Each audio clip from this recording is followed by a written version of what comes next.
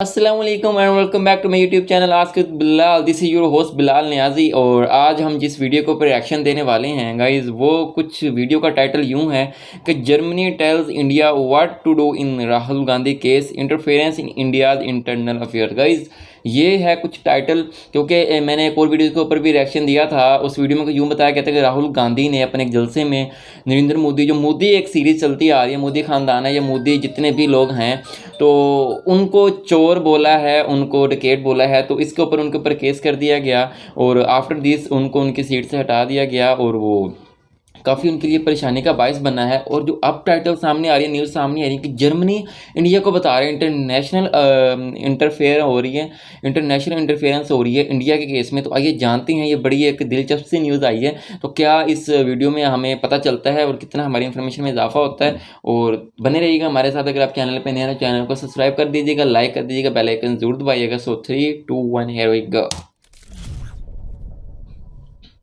नमस्कार and welcome you world affairs. मैं हूं प्रशांत धवन। नाउ मैंने आपको बताया था कि ये सब होगा और वाकई इवेंचुअली अब हम देख रहे हैं foreign intervention, foreign interference Rahul Gandhi case में लगातार बढ़ती जा रही है। हाल ही में जर्मनी देश ने एक बड़ी टिप्पणी कर दी भारत के कोर्ट्स पर, भारत की जुडिशरी पर over the Rahul Gandhi case. अभी आपको पता होगा Rahul Gandhi member of parliament नहीं रहे, इनका बंगलो भी बहुत ही जल्द ले लिया जाएगा और अभी एक पॉसिबिलिटी ये भी है कि ये जेल में भी जाएं अगर इनको हायर कोर्ट से कुछ रिलीफ नहीं मिलता। नाउ जर्मनी की सरकार से पूछा गया, बंगलो भी ले लिया जाएगा, जेल में भी जाने वाले राहुल गांधी केस को लेकर। जर्मनी ने यह कह दिया कि हम चाहते हैं कि डेमोक्रेटिक प्रिंसिपल्स का पालन हो राहुल गांधी केस में, और हम ये भी चाहते हैं कि standards of judicial independence India में रखे जाएं राहुल गांधी के केस को लेकर। अब यहाँ पर कई लोग इस बात को लेकर काफ़ी शॉक थे कि जर्मनी ओपनली इंडियन जुडिशरी पर कमेंट कर रहा है। और इंटरेस्टिंगली जैसे ही ये कमेंट आई, कांग्रेस के एक बड़े नेता हैं, मेंबर ऑफ पार्लियामेंट भी हैं आज के समय राज्यसभा से, दिग्विजय सिंह, इन्होंने ट्वीट कर दी। इन्होंने ये कहा कि थैंक यू जर्मनी, आपने राहुल गांधी के केस को लेकर हमारा सपोर्ट किया। यहाँ पे आप देख पाओगे ये राज्यसभा में एक मेंबर ऑफ पार्लियामेंट है, ये कह रहे हैं thank you Germany foreign affairs ministry and Richard walker for taking note of how democracy is being compromised in India through the persecution of Rahul Gandhi. अब ये कमेंट भी बहुत जरा बड़ी है।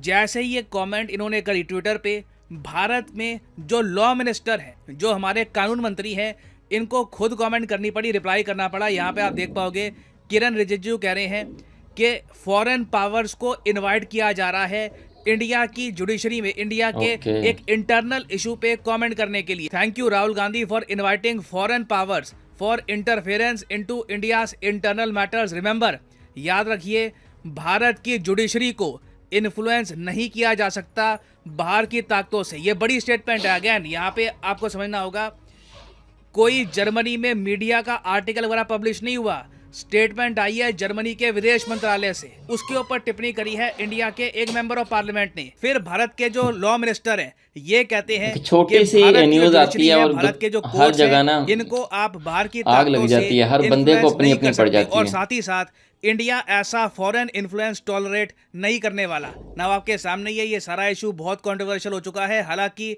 भारत के पूर्व विदेश मंत्री और कांग्रेस पार्टी के जो नेता हैं शशि थरूर, इन्होंने रिसेंटली ये भी कहा कि राहुल गांधी ने नहीं कहा कि जर्मनी आके कमेंट करे इंडिया के इंटरनल इशू को लेकर। जर्मनी ने खुद कमेंट करी है अपनी तरफ से। मगर लॉ मिनिस्टर का मेन क्वेश्चन ये है कि जर्मनी की कमेंट को वेलकम करना, थैंक करना, ये कहना कि इंडियन डेमोक्रेसी कॉम्प्रोमाइज की जा रही है, ये स्टेटमेंट्स खराब है। नाउ इस वीडियो में हम डिस्कस करेंगे कि फॉरेन इंटरफेरेंस एक बड़ा इशू क्यों है, दुनिया भर के बाकी कंट्रीज का क्या स्टैंडर्ड रहता है कि जब कोई दूसरा देश उस कंट्री के इंटरनल इशूज पर कॉमेंट करता है। ना अभी तक वैसे मैं आपको ये बता दूं कि जब भारत के विदेश मंत्री से ये पूछा गया कि किसी देश के डिप्लोमेट ने वन ऑन वन आपके साथ राहुल गांधी के केस को उठाया है, तो इसको लेकर डॉक्टर अजय शंकर ने यह कहा था कि किसी भी फॉरेन डिप्लोमेट ने डायरेक्टली मुझे नहीं कहा कि जी राहुल गांधी का जो केस है यहाँ पे डेमोक्रेसी, जुडिशरी, इस पर आपको ध्यान देना होगा। तो एटलीस्ट मैं कहूँगा वन ऑन वन इतना प्रेशर इंडिया पे आया नहीं है। और परहैप्स ये भी है कि डॉक्टर अजय शंकर को डायरेक्टली कोई डिप्लोमेट ये बात कहना भी नहीं चाहेगा। और इस इशू को लेकर मीडिया का इतना इंटरेस्ट इसलिए है क्योंकि हाल ही में ना दुनिया भर में फॉरेन इंटरफेरेंस, इंटरनल इश्यूज में फॉरेन इंटरफेरेंस एक बहुत ही हॉट टॉपिक रहा है। इंडिया का ही आप एक पड़ोसी देश देख लो, पाकिस्तान, यहाँ पे जो इनके फॉर्मर प्राइम मिनिस्टर हैं, इन्होंने कई बार कहा है, 85 बार कहा है कि इन्हें फॉरेन कॉन्स्पिरेसी के थ्रू, फॉरेन इंटरफेरेंस के थ्रू हटाया गया अपनी सीट से ना। अब ये रियल है या नहीं है, मगर पाकिस्तान में आज भी आप अगर देखो तो फॉरेन इंटरफेरेंस एक बहुत ही हॉट टॉपिक है कि जो इनकी करंट गवर्नमेंट है, क्या ये फॉरेन इन्फ्लुएंस से चल रही है। क्योंकि एक तरफ आप अगर देखो इंडिया में ऑपोजिशन के साथ कुछ भी होता है तो जर्मनी की कमेंट आती है। इमरान खान के साथ जो रिसेंटली हुआ, जो इनके सपोर्टर्स के साथ रिसेंटली हुआ, जो शेलिंग हुई है इनके घर पे, उसको लेकर यूएस और जर्मनी ने कोई स्टेटमेंट दी नहीं है। और जहां तक हम वेस्टर्न कंट्रीज का स्टैंडर्ड देखें फॉरेन इन्फ्लुएंस को लेकर, तो ये बहुत हाई है। अब फॉर एग्जांपल कुछ महीने पहले यूएसए ने यह कहा था कि रशिया $300 मिलियन खर्च चुका है वर्ल्ड पॉलिटिक्स को इन्फ्लुएंस करने के लिए। इसका मतलब ये है कि कई देश है जो आज के समय प्रो रशिया नहीं रहे, वहां पर सरकारें बदलने की भी कोशिश करी है काफी बार व्लादिमीर पुतिन की सरकार ने। और यूएस इस बात को लेकर बहुत चिंतित है कि 2024 में जो यूएसए में चुनाव होंगे उसमें रशिया का इन्फ्लुएंस ना आ जाए।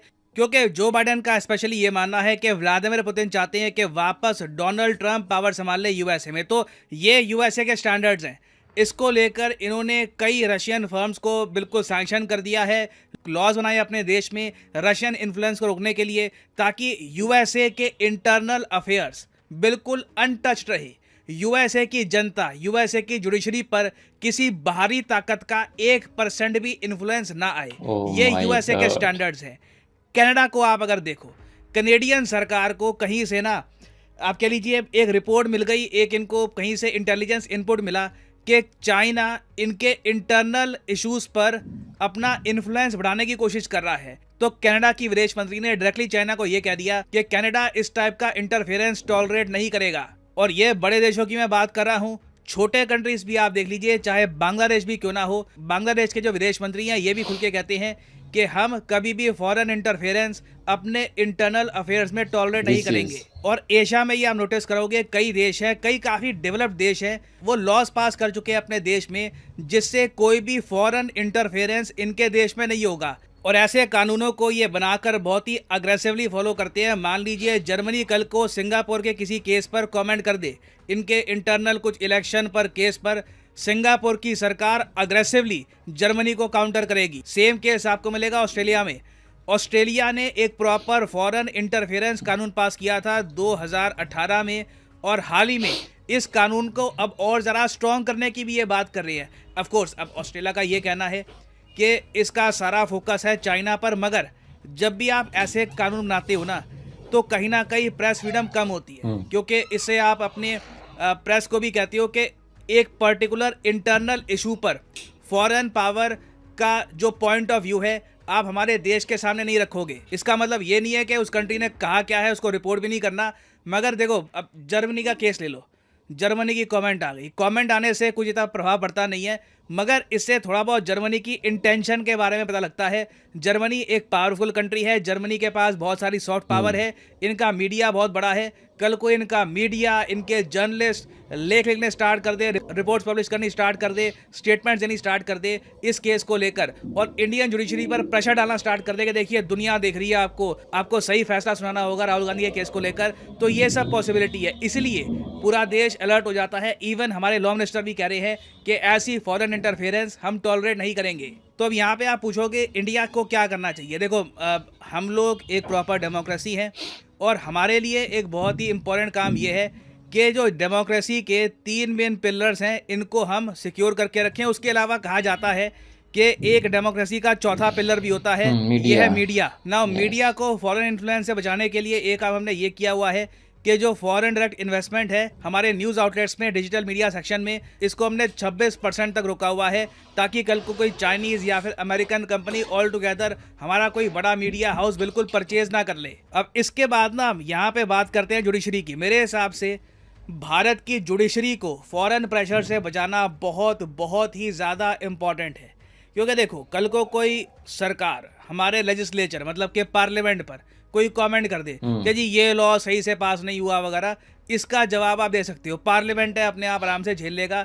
एग्जीक्यूटिव, पीएम, प्रेसिडेंट पर कोई कमेंट कर दे, एज ए डेमोक्रेसी कहीं ना कहीं हमको टॉलरेट करना पड़ेगा, उसका भी हम जवाब दे पाएंगे। मगर जुडिशरी इन्फ्लुएंस नहीं होनी चाहिए बाहर के प्रेशर की वजह से। और कहीं ना कहीं देखो, इंडिया को आज नहीं तो कल एक लॉ भी पास करना होगा इस इशू को लेकर कि फॉरेन इन्फ्लुएंस हम टॉलरेट नहीं करेंगे, specially when it comes to judiciary. Now यहाँ पे मैं जानना चाहूँगा आपका ओपिनियन कि क्या आप मानते हैं कि फॉरेन कमेंट्स, फॉरेन प्रेशर हमारी जुडिशरी पर ये बर्दाश्त करनी चाहिए, ये फ्रीडम ऑफ स्पीच का पार्ट है, या फिर आप मानते हैं कि नहीं, इसको लेकर एक प्रॉपर फॉरेन पॉलिसी होनी चाहिए, इसको लेकर एक प्रॉपर लॉ पास करना चाहिए और इंडिया को हमेशा किसी भी कंट्री को जो हमारी जुडिशरी पर कमेंट करता है उसको बहुत ज़्यादा स्ट्रॉन्ग रिप्लाई देना होगा।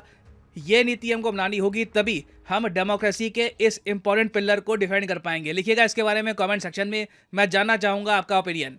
और हाँ जी, तो नाज़रीन सामने काम ये थी वीडियो, और जिसमें डिटेल में चीज़ें बताई हैं। इन्होंने अपनी पिछली वीडियो में बताया था जब राहुल गांधी ने ये अपने जलसे में ये बात की थी कि मोदी ख़ानदान जितना भी है ये चोर है या डिकेट है, इस सेंस में अब वो असम्बली के मेंबर भी नहीं रहे, उनका बंगला भी छीना जा रहा है, उनको जेल भी हो सकती है। लेकिन इसके ऊपर जो जर्मनी की तरफ से ट्वीट आया है, तो ये नहीं होना चाहिए ऐसा, क्योंकि अगर आप लोग अपने घर में किसी बाहर के बंदे की इन्वॉल्वमेंट देखते हो तो ये एक नेगेटिव इम्पैक्ट जाता है कि आप खुद को वीक महसूस कर रहे हो कि अगर कोई और कंट्री आपकी कंट्री में इन्वॉल्वमेंट करके वहाँ पर चीज़ें तब्दील कर रहा है और वो शो करवा रहा है, तो एक किस्म के आप वीक पॉइंट ऑफ व्यू अपनी तरफ से दे रहे हो उनको कि आप पीछे जा रहे हो, आप तरक्की नहीं कर रहे। लेकिन अगर देखा जाए तो इंडिया तो हर लिहाज से बेटर जा रहा है, तो किसी और कंट्री के वहाँ इन्वॉल्वमेंट हो जाना एक अच्छी बात नहीं है। क्योंकि जैसे इमरान खान ने बोला था कि यूनाइटेड स्टेट की इंटरफेरेंसी इनकी गवर्नमेंट में,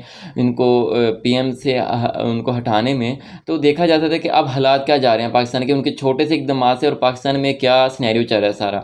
तो ये सारी चीज़ें रिलेट कर रही होती हैं आपस में, तो कुछ ना कुछ पॉलिसी इसके लिए बननी चाहिए। और आप क्या कहते हैं कमेंट सेक्शन में ज़रूर बताइएगा। और उम्मीद करता हूँ आप लोगों को वीडियो पसंद आई होगी और आपकी इन्फॉर्मेशन में भी इजाफा हुआ होगा। तो आज के लिए इतना ही, दीजिए इजाज़त। अल्लाह हाफ़िज़।